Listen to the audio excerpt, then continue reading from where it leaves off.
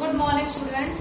बेटा हम लोग 11th क्लास के चैप्टर 3 चुनाव और प्रतिनिधित्व की ये थर्ड वीडियो बना रहे हैं, जिसमें चुनाव और चुनाव से रिलेटेड सारी की सारी गतिविधियां आप लोगों को मैं एक के बाद एक समझाने का काम करूंगी। ठीक है, आज जो हम लोग समझने का काम करेंगे उसमें सबसे पहले आएगा रिजर्वेशन, यानी चुनाव क्षेत्रों का रिजर्वेशन, आरक्षण मीन्स रिजर्वेशन। ठीक है, जो निर्वाचन क्षेत्र है इसमें आरक्षण की बात यह है कि जो फिलहाल अब हमारे संविधान ने स्वीकार कर रखी, वो बता रही हूँ तुम्हें कि हमारे संविधान ने स्वीकारा है कि हर एक आप लोगों के अलग अलग निर्वाचन क्षेत्रों में जो भी आप लोगों के हर एक जाति, हर एक धर्म, हर एक लिंग समुदाय का प्रॉपर ध्यान रख के सीटों का बंटवारा किया जाता है। ठीक है, जिसमें निर्वाचन क्षेत्रों के आरक्षण की अगर मैं आप लोगों को एक सिंपल सी कथा कहानी बताने का काम करूं तो सीधी सी बात बेटा कि एक ही जगह पर मान लो 5 प्रतिनिधि आप लोगों के खड़े हैं, यानी 5 उम्मीदवार खड़े हैं। वो तो चुनने के बाद प्रतिनिधि बनते हैं। 5 उम्मीदवार अगर खड़े हैं आप लोगों के, तो 5 में 3 अगर जनरल से होंगे तो उसमें एक आपका SC ST का भी होगा और एक सीट आप लोगों की महिलाओं के लिए भी रिजर्व मिलती है। ठीक है, तो आप लोगों के निर्वाचन क्षेत्रों में प्रॉपर एक रिजर्वेशन बहुत बढ़िया तरीके से किया है हमारे संविधान ने, ताकि जो पिछड़े हुए वर्ग हैं या जो पिछड़ी हुई जनजातियां हैं उनको भी आगे आने का मौका मिले। ठीक है, और वैसे भी बेटा जब हमारी लोकसभा के चुनाव होते हैं, जब पूरे देश को 543 अलग अलग निर्वाचन क्षेत्रों में बांट दिया जाता है, तो कहीं ना कहीं आप लोगों के जो 543 जो सीटें फिल करनी है लोकसभा को, उसमें प्रॉपर कुछ सीटें SC और ST को भी प्रोवाइड कराई जाती है, ताकि इनको भी संसद में आने का, लोकसभा में बैठने का, सरकार में अपनी हिस्सेदारी करने का मौका मिले। ठीक है, तो इसमें आप लोगों की अगर लोकसभा की टोटल सीटें, निर्वाचित सीटें 543 हैं, तो इन 543 में से 84 सीटें SC के लिए जरूर होंगी, अनुसूचित जाति के लिए। ठीक है, और उसी में से ST के लिए भी आप लोगों की 47 सीटें रिजर्व होती ही हैं, यानी ये इन सीटों पर केवल SC और ST ही चुनाव लड़ेंगे।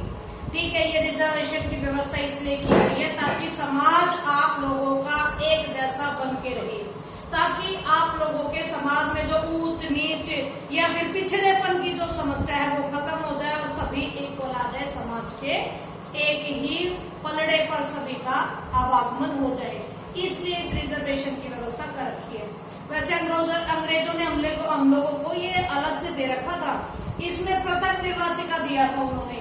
पृथक निर्वाचिका, ये 2 नंबर का क्वेश्चन दिया जाता है कि पृथक निर्वाचिका क्या है।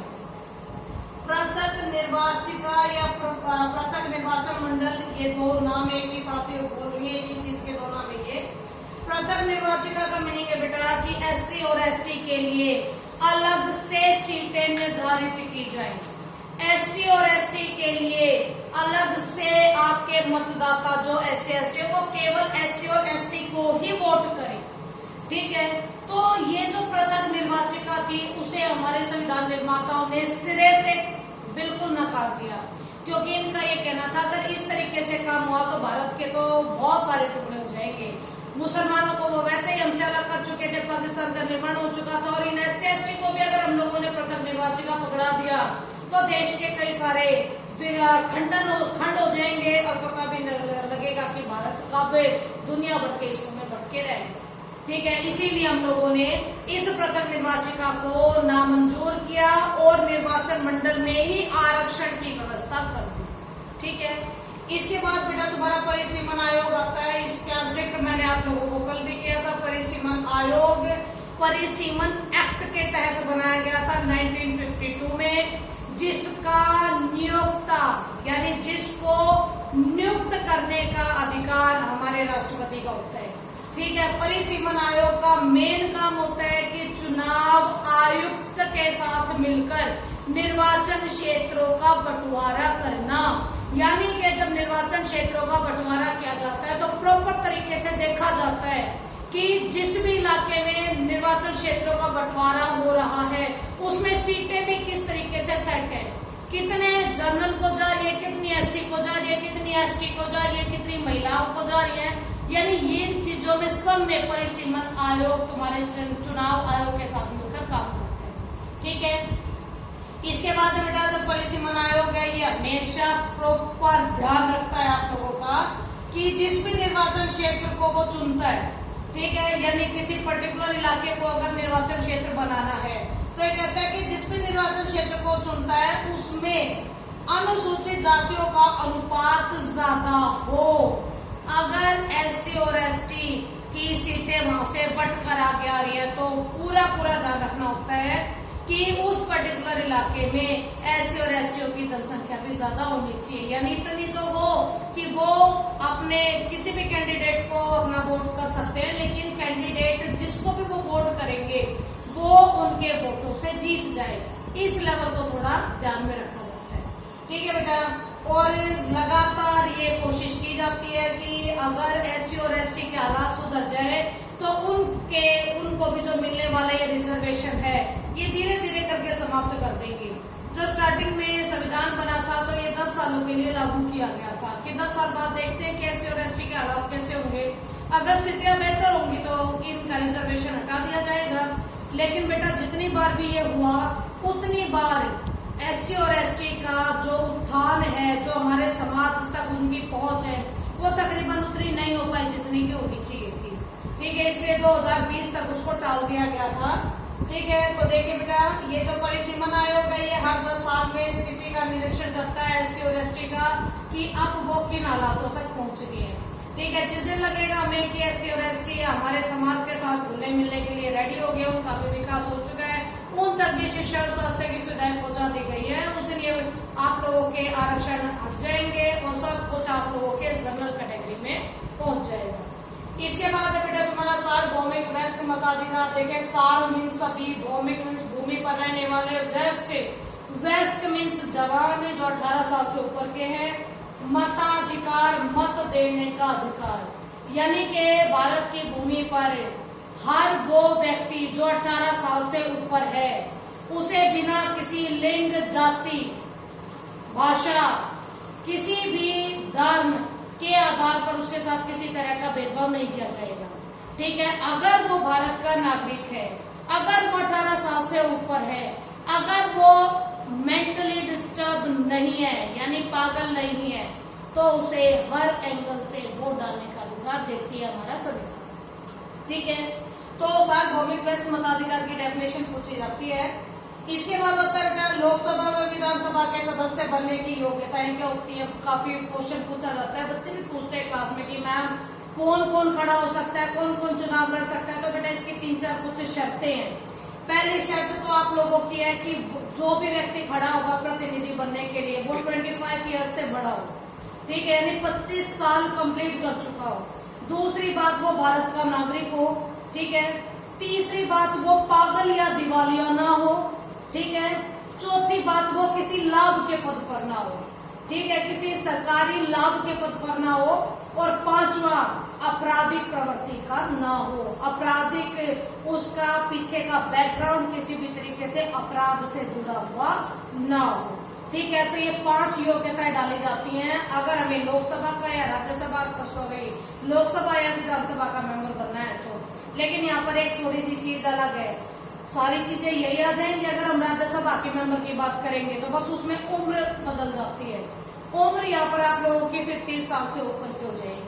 ठीक है, नहीं तो लोकसभा में 25 और उसमें 30 से ऊपर का होना जरूरी होता है। बस इतना डिफरेंस है, ना तो सारी वही चीजें राज्यसभा के मेंबर बनने के लिए भी जो लोकसभा के मेंबर बनने के लिए चाहिए होती है। ठीक है बेटा, इसके बाद हमारी चुनाव प्रणाली में बहुत सारे दोष हैं, बहुत सारी कमियां हैं जिनको हमें ठीक करना है। ठीक है, तो हमारे चुनाव प्रणाली में, हमारी चुनाव प्रक्रिया में क्या क्या दोष है। तो पहला दोष है ज्यादा खर्च। जब जब चुनाव की बारी आती है व्यक्ति 2-2 साल पहले तैयारियां शुरू कर देते हैं कि भाई हमें इलेक्शन में उठना है, लोगों से जानकारी करना, लोगों से अपने रिलेशन बढ़ाना, और रिलेशन बढ़ाने के साथ साथ काफी मोटा खर्चा भी साथ साथ चलता रहता है। ठीक है, यानी दिखाने को सरकार के पास जब फॉर्म के लिए जाएंगे तो यही दिखाएंगे कि भाई हमें केवल 10 लाख से ऊपर नहीं खर्च करेंगे, हम 20 लाख से ऊपर खर्च नहीं करेंगे, लेकिन एक्चुअल अगर उनका खर्चा देखा जाए तो करोड़ को भी पार कर सकता है कई बार। ठीक है, तो जो पैसे के दम पर जीतने वाले लोग हैं, जो आपके वोटों को खरीद कर, पैसे का इस्तेमाल करके वोटों को खरीद कर जीतना चाहते हैं, वो खूब पैसा पानी की तरह बहाते हैं। ठीक है, इसमें मैं क्या बोलूँ, आप लोगों को भी पता है कि खूब 500-500 के नोट दिए जाते हैं रैलियों में जाने के लिए, कहा जाता है। ठीक है, खूब 500-500 के नोट दिए जाते हैं और कहा जाता है कि मेरी वोट डालना। ठीक है, खूब धांधलेबाजी होती है, शराब की पेटियां पहली रात को खाली हो जाते हैं, लोगों के घर तक पहुंच जाती है। ठीक है, तो ये सब क्या है, ये सब पैसे की माया है, जो कि चुनाव में नहीं होनी चाहिए, लेकिन ये सबसे ज्यादा प्रभावी है हमारे चुनाव में। ठीक है, इसके बाद झूठा प्रचार भी किया जाता है बेटा। झूठा प्रचार तो सीधी सी बात है, जब बंदा आपके दरवाजे पर आएगा तो आपके पैर छुएगा, नमस्ते करेगा, माँ जी दादाजी पता नहीं क्या क्या बना देगा। ठीक है, और आकर हाथ जोड़ेगा, मुझे ही वोट करना, मैं आऊंगा, अगर मैं यहाँ से चुना गया तो तुम्हारी सड़कें बनवा दूंगा, मीठा पानी पहुंचा दूंगा, बिजली की व्यवस्था करा दूंगा, पता नहीं क्या क्या करा दूंगा। लेकिन जब जीत जाते हैं तो 5 साल के लिए शक्ल दिखाने तक नहीं आते। ठीक है, तो जो झूठा प्रचार है वो भी हमारी चुनाव प्रणाली का काफी मोटा दोष है। ठीक है बेटा, इसके बाद सांप्रदायिकता बिल्कुल करेक्ट है। जब जब इलेक्शन आता है हमेशा धार्मिक भावनाओं को जरूर उकेरा जाता है। ठीक है, और भारत में तो ये ट्रेंड बन गया है, हिंदू और मुसलमानों के बीच में छोटी सी कुछ बात उठा दो, इतना बड़ा बवाल बन जाता है। जिस पार्टी को भी उससे फायदा था वही उसी के साथ हो लेता है। ठीक है, दिल्ली के इलेक्शन की बात हुई होगी, खूब शाहीन बाग वाली प्रॉब्लम हुई है, लेकिन आम आदमी पार्टी ने मुंह से एक तिनका भी नहीं निकाला कि शाहीन बाग में लोग बैठे तो क्यों है, कैसे हैं, क्या है। ठीक है, हालांकि बोली तो बीजेपी भी नहीं थी, लेकिन थोड़ा बहुत कुछ बोली थी तो उसका विरोध भी हुआ। ठीक है, तो सांप्रदायिकता का इस्तेमाल करते हैं, जो कि बिल्कुल गलत है। और लास्ट है बेटा तुम्हारा अपराधीकरण, यानी गलत तरीकों का इस्तेमाल भी किया जाता है चुनाव प्रचार में, लोगों को डराया धमकाया भी जाता है वोट पाने के लिए। ठीक है, और कई बार तो वही होता है कि पोलिंग बूथ पर यानी कि निर्वाचन क्षेत्रों में जहां पर मतदाता मत डालने के लिए पहुंचे हुए हैं, वहां पर भी लोगों को बाहर धमका कर अंदर भेजा जाता है कि तुम्हें काट देंगे, तुम्हारा ये नुकसान कर देंगे, तुम्हें हमें वोट दे के आना है, फलाना ढिमकाना, दुनिया भर की बातें होती है। जो ये बातें बेटा सारी की सारी आप लोगों के चुनाव प्रचार का दोष बन के हमारे सामने आके खड़ी हुई है, जिसको सुधारना बेहद जरूरी है। अगली वीडियो में मैं इनके सुधार और जो चैप्टर का आखिरी पोर्शन रह गया वो कंप्लीट करके आप लोगों का चैप्टर कंप्लीट कर दूंगी, और उम्मीद करते हो बेटा कि आप लोगों को ये चैप्टर जितना समझाया बहुत अच्छे से समझ में भी आ गया होगा। Thank you very much.